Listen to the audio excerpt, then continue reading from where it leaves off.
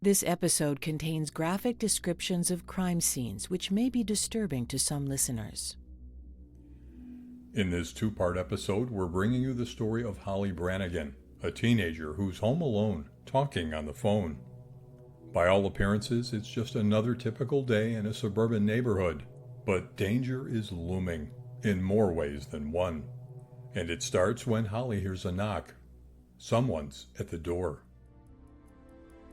This is APB Cold Case. Here's your host, former police chief Mark Spahn. Our story begins on Wednesday, March 28, 1979, on a tree-lined hillside street in an exclusive Pennsylvania neighborhood. Around 4:30 that afternoon, high school senior Holly Branagan is in her upstairs bedroom, talking on the phone, when someone knocks at the door. She sets the phone down on her bed and goes downstairs. The next morning, March 29th, was overcast and cool when Holly's 18-year-old brother, Sean Branagan, enters the house. He finds his sister lying face down in a pool of blood on the kitchen floor with a knife sticking out of her back. He calls police. Officers are dispatched to the scene. One of the first to respond is now retired Bethlehem police officer Craig Stefko. We used to go by codes. 0100 is a murder, 0200 is a rape, 300 is a robbery for assault. So I got the call. It was a code 0100.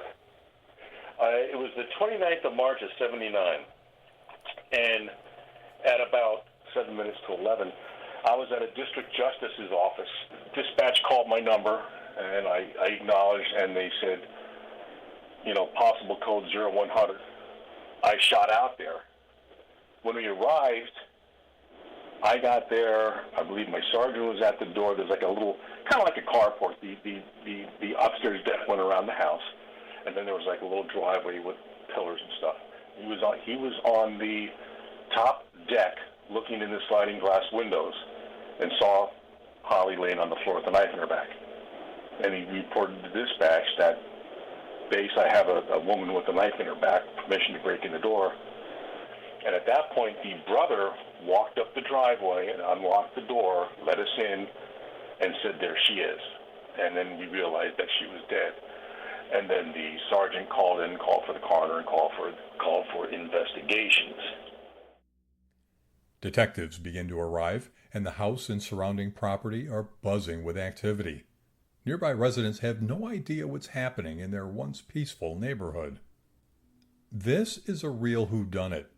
We have a popular high school girl lying dead on the kitchen floor of her upscale home with a large butcher knife sticking out of her back. So who was she? And why would someone kill her? Holly Branagan was born on December 12, 1961, the second child of Richard and Peggy Branagan. Peggy passed away in 1976 from leukemia. So it was just Holly, her 18-year-old brother Sean, and her dad living in the modern 3-level home. Holly was a senior at nearby Freedom High School. I spoke with one of Holly's close friends and classmates, Sally.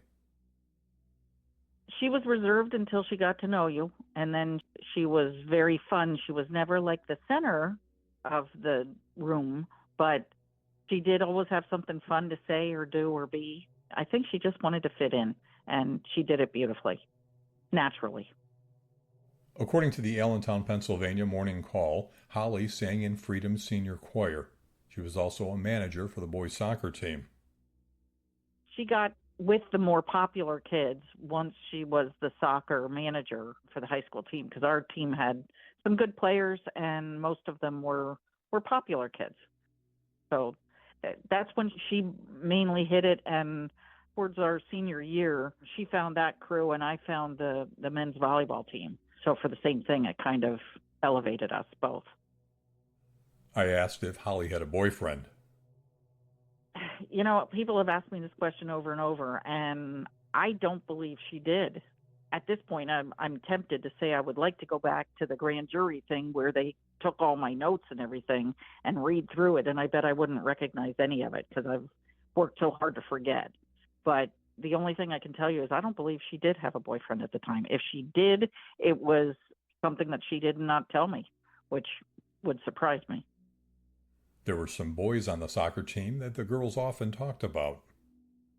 I know that Holly, thought Dave Eltringham was cute, but she also thought this guy was cute and this guy was cute, and they were all on the soccer team. And, that's what girls do in high school. Well, he's Sure. a cute guy. Oh, he's a cute guy. That kind of thing. By all accounts, Holly was just a normal teenager, going to school, looking forward to college, living her life when the unimaginable happened. So let's go back to the morning of March 28, 1979. The residents of Bethlehem, Pennsylvania are waking up to a yet unknown disaster that won't become apparent until later that day. I'm not talking about the murder of Holly Branagan. I'm talking about the most serious nuclear power plant accident in American history. It's a combination of equipment problems and human error that triggers a partial meltdown in reactor number 2 at the 3 Mile Island nuclear power plant in Middletown, Pennsylvania. And as this emergency is unfolding in real time, Holly and her classmates go about their school day as usual, oblivious to the potential catastrophe just 90 miles away. And Holly Branagan is also unaware that she's on a collision course with evil. As the school day ends, Holly gets a ride home from Sally, who lives just down the street. The two had grown up together and had been friends since kindergarten. Sally drops her off at home. In any murder investigation, the timeline is critical. It can help to prove or disprove statements and alibis, and it can help to identify witnesses and suspects. So, what do we know about the sequence of events in this case? Holly enters her house on Pinetop Trail around 2:30 p.m. No one's there. She's used to coming home to an empty house since her mom died 3 years earlier. Unless, of course, her older brother Sean happens to be home, in between hanging out with his friends, attending classes at Lehigh University, or his job at a nearby gas station. Holly knows her dad's heading to Atlantic City that afternoon for a conference, and he'll likely be leaving straight from work. She goes upstairs to her room where she kicks off her shoes and changes her clothes. She goes downstairs to the kitchen. She grabs a bowl of cereal and a bottle of Pepsi and heads back up to her room. According to the Allentown Morning Call, Holly's on the phone with a friend at about 4:30 p.m. when she hears knocking at the door. This is the late 70s, so Holly's using a hardline phone. She tells her friend, "Hold on, someone's at the door." She sets the phone down on her bed and goes downstairs. There are sidelight windows on either side of the front door, so she'd presumably see whoever was standing there. According to a Bethlehem police report, Holly picks up a downstairs telephone extension and says to her friend, "I've got to go. I'll call you back." Did she tell her friend who was at the door? We don't know, but the friend never hears back from her. A March 1989 article in the Gettysburg Times says that the Bethlehem police contacted famed mentalist the Amazing Kreskin for assistance in their investigation. Kreskin used a technique he called stimulation of the imagination. When he spoke with the friend who was on the phone with Holly, the friend recalled hearing a radio in the background while she was waiting for Holly to come back on the line. And using that information about specific songs she heard, police then contacted the radio station and were able to pinpoint the time the call took place, which was about 4:30 p.m. In a Bethlehem police report, an employee where Holly's dad works says that Holly called the Lone Star Industries office at 4:45 p.m., asking if her father had already left for Atlantic City. He had already left, and the employee said that Holly did not seem upset or disturbed at the time. During an interview with police, Sean Branagan says that he called the house at 5 p.m. to speak with Holly, but the line was busy. He added that the telephone at his residence had a call waiting feature and that he should have been able to get through, but could not. Several hours pass. It's now 11 p.m. Holly's brother calls the house again since he's staying over at her friend's place for the night, but he gets no answer. She's a popular girl, so maybe she's hanging out with friends. It doesn't seem to cause any major concern with Sean at that point. The next day is Thursday, March 29th. As is their normal routine, Sally arrives at Holly's house that morning to pick her up for school. I drove up and drove under the carport like I always did, beeped the horn, and I waited and waited and waited, and she didn't come out, and I thought that was kind of weird. For whatever reason, I got out of my car, I left it running, and I went to the front door, which has the 2 windows on either side. As Sally rang the doorbell, she could see the family's dog inside through the window. The little cockapoo was wagging his tail, happy to see her. and the dog Clancy was right there, and I love dogs. So I was taken with Clancy, and I'm like, oh, Clancy, how are you? And didn't notice anything different with Clancy. I could hear something. I still say it was her clock radio. I don't know what it was to this day, but I thought that's kind of weird. Maybe she didn't hear my horn or something. So my first thought was go around the side of the house and go up the steps that go to the deck. And I started to do that, and we were raised not to go in anybody else's house or anything, even as close as Holly and I were. It's just not what you do. You don't just walk in somebody else's house. So I got about halfway up the steps, and I just got this feeling, turn around, go back down the steps. I still swear I heard my mom's voice say, stop, go back in the car. And I thought of it more as an etiquette thing. I now, because I am religious, I do feel like it could have been Jesus and Mom related. But either way, I went back to my car. I gave one more beep of the horn, and I realized I would be late for school if I waited any longer. I did try calling her once I got to school, because back in those days I didn't have a cell phone. But I think my first class was in band, so I asked the band director if I could use his phone, and that's when I called, and I got a recording that didn't make sense. It was, boo-doo-doo, I'm sorry, the number you have dialed is not in service, or something like that. I'm not positive that was the message, but it was some, out of order type message. And I thought, that's weird. And then after I called after that, all I got was busy signals, which again didn't make sense because I knew she had call waiting. At about 10:40 that morning, Sean and his friend enter the house. Holly is supposed to be in school, so they're shocked when they find her lying dead on the kitchen floor. They quickly leave. Sean locks the door behind him, and they rush to a neighbor's to call police. Officer Stefko told me about the radio call he received that day. Neighbor reported that a woman was slumped over a table in the kitchen with a knife in the back. And Unit 160, he was actually the first guy in the scene that went around the deck and saw her and called it in and said permission to break the door in.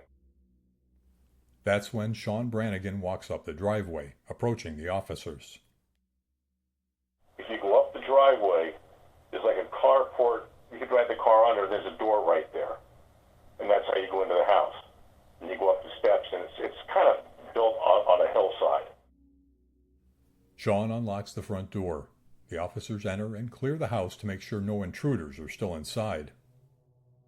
I then went upstairs to the kitchen area, Unit 160, and the complainant's brother. I forgot that Sergeant Rivak. He was there too. They enter the kitchen with Holly's brother, Sean. The brother left us in. He walked up and very cold. He looked at her and said, "There she is." I'm like, "Oh man, ooh, okay." And then I started doing my work. The complainant was on the kitchen floor, face down with a large knife in her right side. Yes, and at that point, the sergeant just looked at it and said, 22 to base, call the coroner. Now, you just heard Officer Stefko refer to Holly as the complainant. Some agencies might refer to her as victim or decedent. In this region, they use the term complainant. In addition to recording his observations of the crime scene in his report that day, Officer Stefko also made a rough sketch of the Branagan kitchen that indicates where Holly's body was found. You can see a rendering of that sketch in our show notes if you want to follow along. Kitchen area 1, TV set was on and selector was on channel 6. Now I really don't remember what was on the TV at the time, but that it was, it was on 6. But the counter was up by the sliding glass door. That's where her friend would have seen her had she walked, and that's where the other officer, Dave McGarr, saw her. He looked through that window. Then you had the stove, the sink, the counter, and the refrigerator.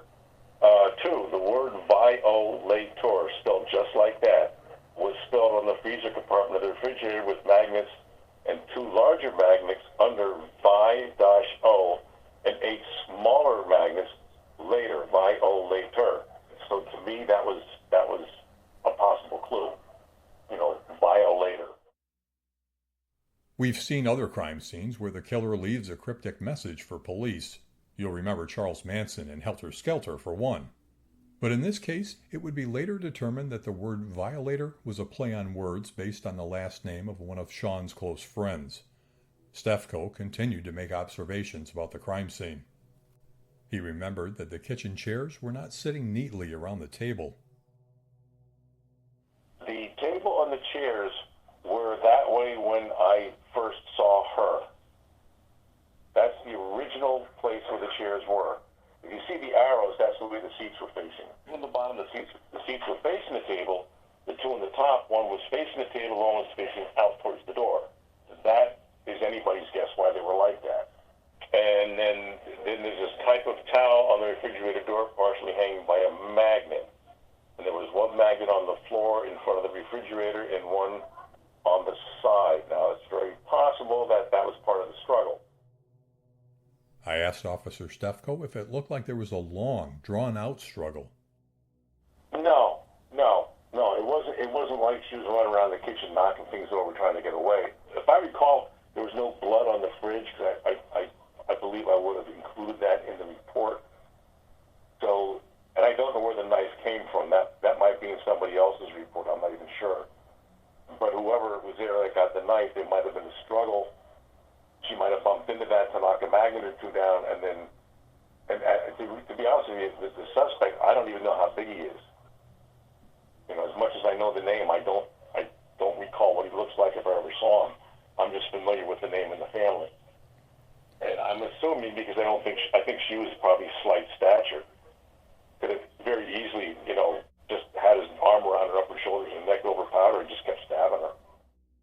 Now, you just heard Officer Stefko mention the suspect, and we'll talk more about that later. Let's get back to the crime scene. Yeah, I believe there's blood like around her chest and upper face area a little bit. It wasn't like all over the place, but there was like a pooling of blood like normal happens. I mean, she was stabbed 18 times. You wouldn't expect to find a woman stabbed 18 times on Pine Top Trail. When Officer Stefko searched Holly's room, he saw a half bottle of Pepsi and a bowl with a spoon in it on the nightstand next to Holly's unmade bed. A long telephone cord was running from the master bedroom to the phone which was sitting on the bed. Her wristwatch was on the dresser, and a pair of brown shoes and light blue socks were on the floor. Nothing remarkable was noted in the police report about the state of her room or any of the other bedrooms upstairs, and no mention of any items in disarray, indicating there was probably no struggle upstairs, and nothing seemed to be missing to suggest a robbery motive. Was there anything else found at the crime scene that could be pertinent to the timeline? And in the mailbox, the Globe Times dated 28th of March, which is the day before. Now, the Globe Times was an evening newspaper, and mail, and there was mail in the mailbox. So I would have no idea where, on the 20th of March, when that would have been delivered. And the mail, maybe she just didn't think about getting it after school. I don't know. That I can't answer. Officer Stefko questioned Sean Branagan at the scene. Sean said that he's Holly's older brother and that he lives at the same residence. He attends Lehigh University and works part-time at Renner's Mobile Service Station. He had spent the previous night at a friend's house, the same friend that had accompanied him to the house. S. Branagan then stated he tried to call Holly the night before he tried to call her. And he stated that the line was busy. That was probably during the time or after. It had to be after when she left the phone off the hook that he couldn't get through to her because the phone was off the hook all night long. And then he also stated that when he entered the complaints bedroom on the 29th, the telephone was off the hook. And that's how I found it. Sean said that he and his friend entered his house at around 10:40 that morning, and after discovering his sister's body on the kitchen floor, they went to a neighbor's residence to phone police. Officer Stefko reported that when he'd first arrived, Sean appeared calm. There were no physical signs that he was crying or had been. He wasn't shaking, didn't appear to be in shock, and he was cooperative. When Sean's friend was questioned, he was visibly upset, but he gave the same account as Sean did, adding that another phone call was made to see if Holly was home at 11 p.m. the night before, but the line was still busy at that time. As the investigation continued at the crime scene on Pine Top Trail, a couple detectives were dispatched to Freedom High School. They wanted to talk to Holly's good friend, Sally. We had some sort of assembly that day, and that's when they took me to the principal's office. My stepmother was on the one couch right outside of the office, and she was crying uncontrollably. And she basically said hello, but they whisked me into the principal. I wasn't sure what was going on at that point. Nobody had told me anything. My father was out of town, and for my stepmother to be there like that, I wondered if something had happened to my dad.